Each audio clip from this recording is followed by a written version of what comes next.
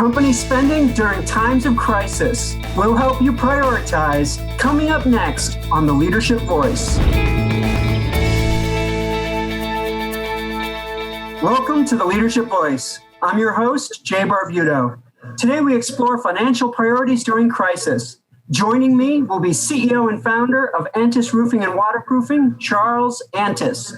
Charles is an advocate for purpose-driven work and social responsibility. Please welcome my good friend, Charles Antis. Jay, how you doing? Charles, it's so great to have you on the show today. I've been excited for us to talk about this topic, especially for those that weren't here, and none of us were. A few weeks ago, we talked about different topics for the show. And Charles, you said we should do a show about necessary spends during crisis. So let's talk about first crisis. What do you see as what constitutes a crisis? Well, in my business, I've felt like I've had crises in the past, and sometimes during drought, or we have a job, something goes wrong on a job and there's drought, or there could be a safety issue. Though right now that question looks real. And imagine that same question in 6 months or a year, how that is even defined. We're walking into a different world. So Charles, when we talk about challenging times and difficult times like these, could you talk a little bit about the type of prioritization and the types of maybe shifting in priorities or focus on priorities that you've had to do at Antis Roofing? Yes. There's been a lot of shifting. There's also been a lot of quiet moments waiting to know what to do. And I think that one of the first shifts was to remember that right now, when this hit, our job as leaders, we're to stand steady in the storm, because that's what everybody needs. That's what our people, our clients, our employees, all of our stakeholders need to see. And we don't have to react quickly. We need to go slow to go fast. But in the moment, I'm often caught myself not knowing and having to listen to what to do. So showing up for podcasts and doing whatever I can to figure out how to lead in the moment. I do have a story I'll like to tell about how I saw another CEO of another company react in the moment that taught me something that I needed to do in the moment. Sure, tell me about that. I'd love to hear that story. Well, this is a story about happened to me at my house. Here we are wondering how to message. One of the other things we need to do is to over communicate inside and out, because people are nervous. They need that. And in that moment, wondering what to say and wanting to over communicate, I come home from work, I'm having dinner, and then almost annoyingly, a little to me at the time, the pool guy shows up to clean the spa. It's Nick. I don't know him that well. He hasn't been there that long, and I don't really have a strong affection either way, but I walked out because it was awkward. It was like COVID peak fear time about 3 weeks ago. And so I walked out and I said, "Hey, Nick," and he didn't quite hold my gaze. He didn't look up at me because maybe it didn't feel right for him either, but he said, "Hey, Charles, how's your family?" And I said, "They're good." And he said, "I brought something for you." And I thought that was odd.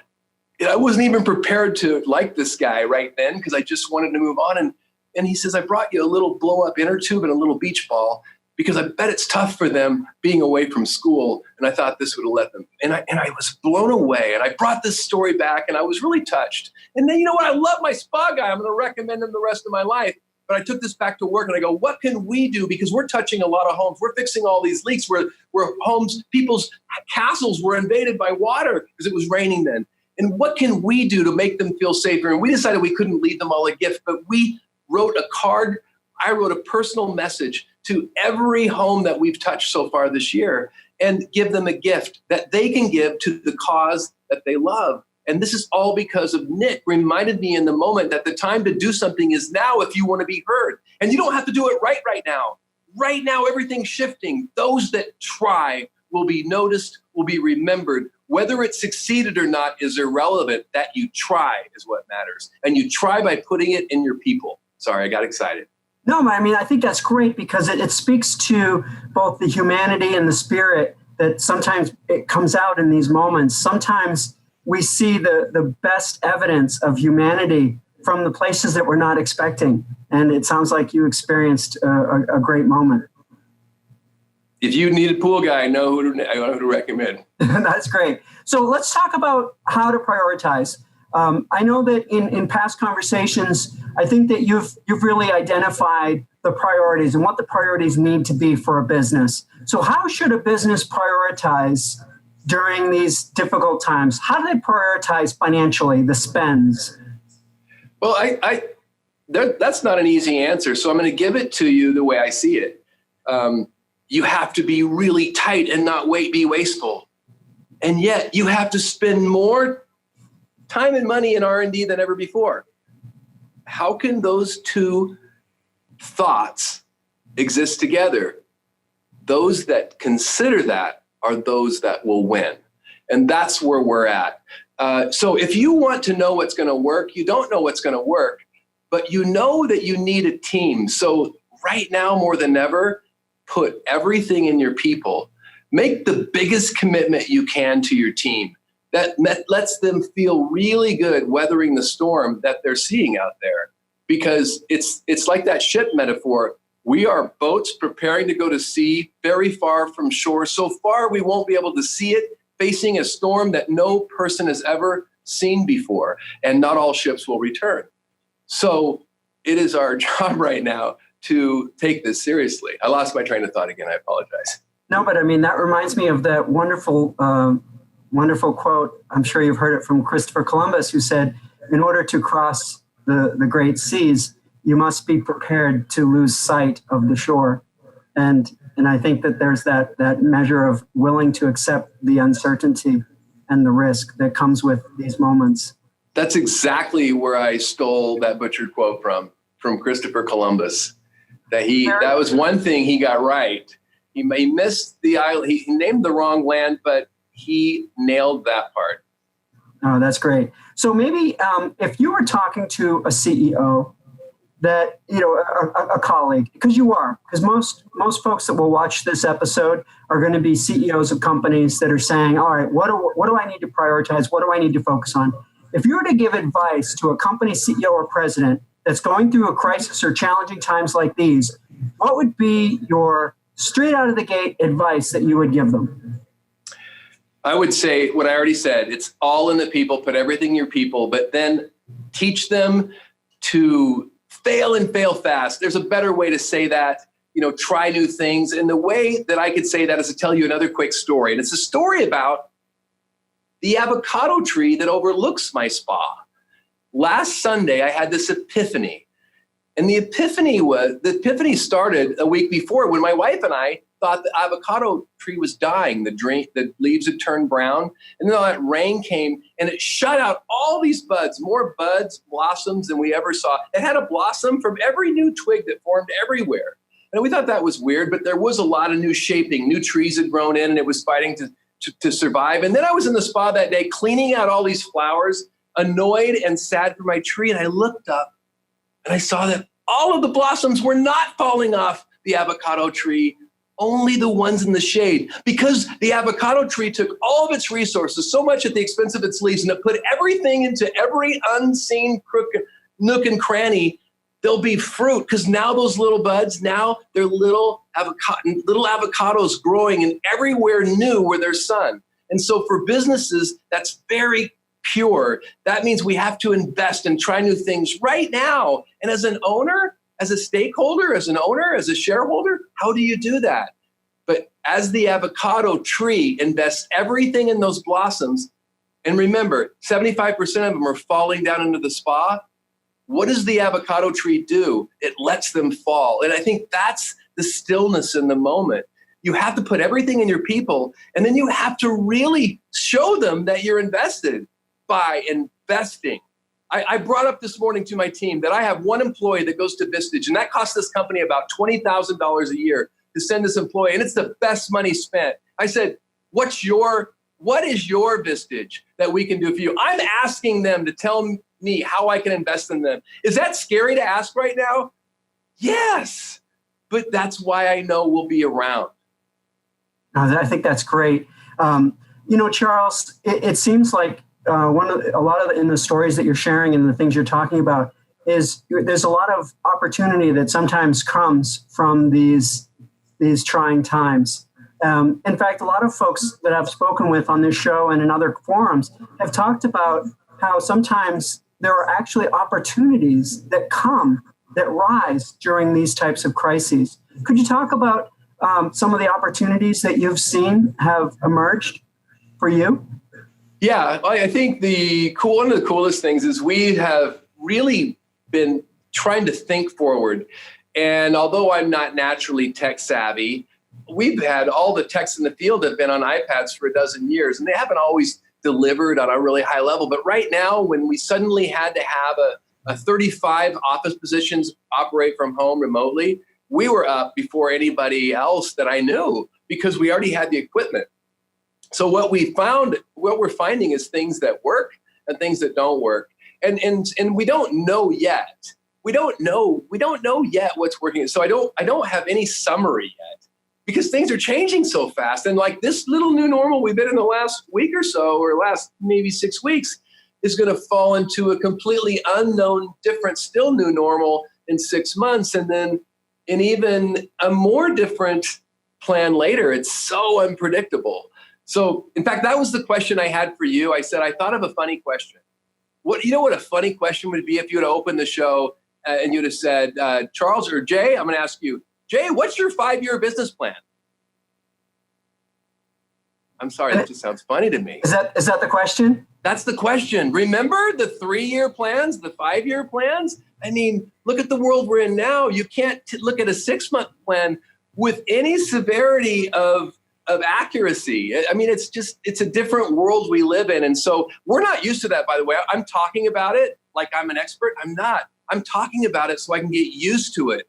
I have to get used to be more adaptive than ever before, to be able to tell people without it crushing them, hey, that's not working. I'm really glad we wasted that $20,000 without it sounding like that. It's like, wow, what did we learn there? Hooray, we learned it. Now we'll go over here. We have to normalize failing in order to succeed.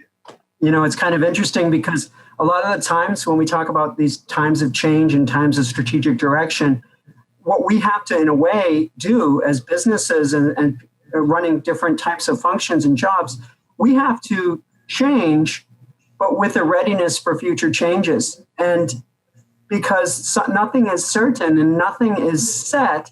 And so we always have to be prepared for the pivots that inevitably will be down the road. And it's an interesting approach. It's actually it could be a basis of another show talking about change. But Charles, if we could, I'd like to take 1 or 2 questions from our audience. I think we have a live audience, and I'd like to take 1 or 2 of their questions. Danya, do we have a question from somebody in our audience? Yes, the question is from Ann. What can organizations do to be better prepared financially for future challenging times? Yeah, okay. So that's why I could. Okay, so but we were prepared by pre-investing pre-tax money in ways to self-insure and in ways to our giving. A lot of our giving, our donating, comes out of a donor advised fund. So there's a lot you can do. But when you start at it right now, how do you prepare for it? I think that it all comes down really to people. Everything's going to shift so fast. I mean, that's the one thing we know. I mean, Darwin's quote when I was a kid, I didn't understand it. And I understand it more all the time. It's not the strongest, it's not the smartest, it's the most adaptive. And wow, are we in that world now? It's we really are. Get that. So if you want to be adaptive, you need the team. You need the people you're going to work with. If you're starting with new people, think how long it takes to build that real breathing trust. I mean, it takes a while. So if I have 90% of my employees, think how adaptive I can be. I think it's really a day of 100% reinvestment in your company, in your team, in your community, if you want to guarantee you have a chance of being around. I've been in that format for a lot of years, so that's why I probably can smile right now. We're prepared for this. We're not happy about it. We're sober about it. We're trying to build all black swan contingency plans. But we are prepared for the messaging of this, and we are prepared in the relationships with this, and we are prepared to put everything in our people no matter what. And with the investment we've had in the community, I believe that reciprocation, if we ever need it, would come back to Antis, and we would be allowed to survive and thrive. So that's why we do it. It's all in the people, and outside of the people, it's all in the community. And I sleep the best I can at night, knowing I'm walking into a super adaptive, exponentially super duper adaptive changing world. Now that's great. I think we have time for maybe one more question. Danya, do we have one more question from the audience? Yes. Aaron from Anaheim asks, what are some of the ways that businesses can care for their employees during this time?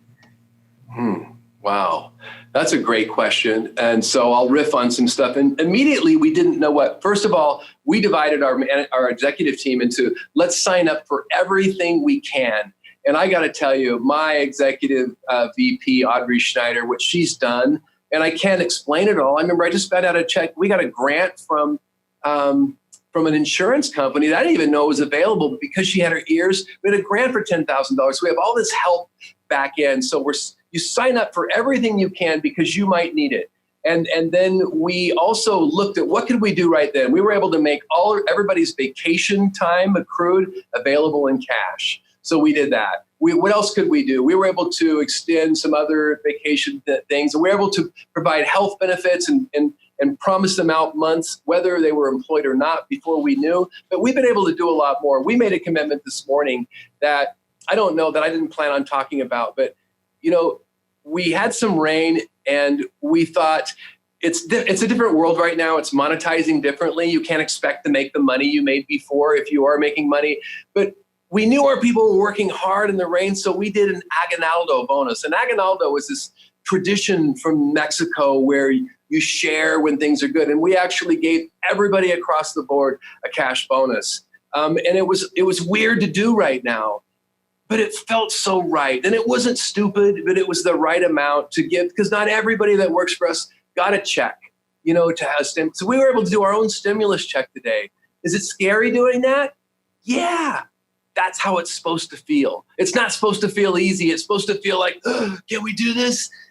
I'm gonna say maybe, and I'm gonna go to bed on it. And you wake up and you find a way to get it done. So, I mean, it's a great time to bring authenticity, to bring real conversations into work, and to really get to know your people. Well, Charles, I want to thank you for bringing your insights and energy to today's show. It's really been an absolute pleasure.